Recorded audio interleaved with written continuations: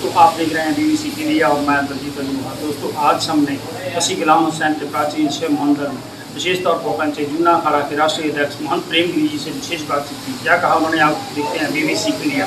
प्रेमगिरी जी हमारे साथ हैं, हम उनसे बातचीत करेंगे। वो इस समागम में पहुंचे, समागम के बारे में, साथ ही इस मंदिर के बारे में और सारी प्राचीनता दर्शाते हुए शब्दों के बारे में क्या कहते हैं। मैं श्रीपंथ दशनाम जूना अखाड़े का राष्ट्रीय अध्यक्ष श्रीमान प्रेमगिरी, हमारे गुरु भाई स्वर्गीय ब्रह्मलीन श्रीमान बसंतगिरी जी महाराज के समय से मैं आ रहा हूँ।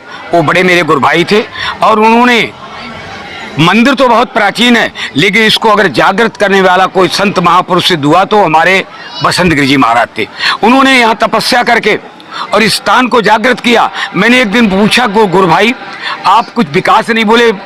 गुरु भाई मेरा एक ऐसा पौधा आएगा, मेरा एक ऐसा पुरुष होगा जो इसको विकासशील युग पुरुष कहलाएगा। तो आज मैं सामने सामने उनके वचनों को देख रहा हूँ कि इस प्राचीन शिव मंदिर को जो सोने में सुहागा करके हमारे सामने इस स्थान के अभी वर्तमान गादीपति थानापति महंत उदयगिरी जी महाराज, जिन्होंने इसको 4 चांद लगा दिए, महाराज की समाधि बनाई। आज मैं पूरे पंजाब के बात कह रहा हूँ कि अगर कई मंदिरों में सबसे बड़ा मंदिर संग मकराना राजस्थान से बना है तो गुलाम बसी हुसैन पिंड में इनके द्वारा उदयगिरी के द्वारा बना है। आज सबसे बड़ी विशेषता है, सबसे बड़ा पर्व हमारा जो 1947 में देश भारत आज़ाद हुआ, हम लोग 15 अगस्त मनाते हैं। आज ऐसा मुहूर्त आया कि सावन का त्रयोदशी और हमारा शिवरात्रि पर्व भी आज ही आया, तो हम लोगों ने ये धर्म की ध्वजा भी फहराई और हमारे देश में लोग सनातन धर्म तिरंगा फहरा रहे, देश की आज़ादी का जश्न मना रहे। हम लोग यहाँ मंदिर में आके और ये शुभकामना करते हैं कि हमारा पंजाब देश जो जैसा खुशहाल है खुशहाल रहे और ये मंदिर का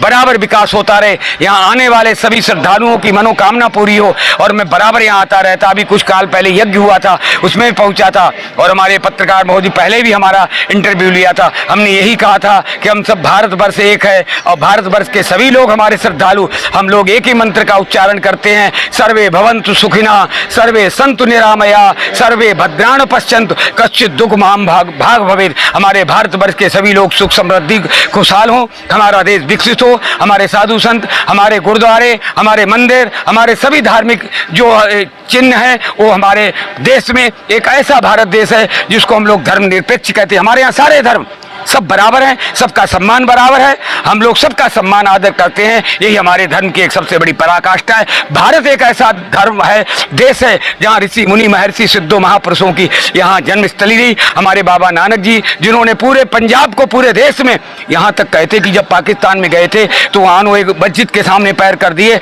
तो लोग बोले कि आप क्या कर रहे हैं, तो गुरु नानक जी ने कहा जिधर मस्जिद ना हो उधर मेरा पैर कर दीजिए। उन्होंने पैर घुमाए तो मस्जिद घूम गई। सर्वत्र प्रभु है, सर्वत्र वो एक ओमकार सच्चित है, सब जगह व्याप्त है। तो ये पंजाब ऐसी खुशहाल धरती है जहाँ पर जो ऐसे मंदिर मस्जिद गुरुद्वारे सारे फलीभूत हो रहे और धर्म का डंका बज रहा। पंजाब जैसा देश हमारा पूरे भारत में, यहाँ एक लंगर परंपरा, साधु संतों की भोजन व्यवस्था सबसे अच्छी है। और मैं यहाँ आया, मैंने यहाँ श्रावण मास में भगवान शिव का दर्शन किया, पार्थिव शिव का दर्शन किया, 60 ब्राह्मण रुद्राभिषेक कर रहे हैं। इससे बड़ा देश की रक्षा, पंजाब की रक्षा के लिए, धर्म की रक्षा के लिए और कोई कारण नहीं। इसलिए मैं यहाँ आकर के बहुत संतुष्ट हूँ और सब सुखी हो, सभी खुशहाल हो। ओम नमः पार्वती पति।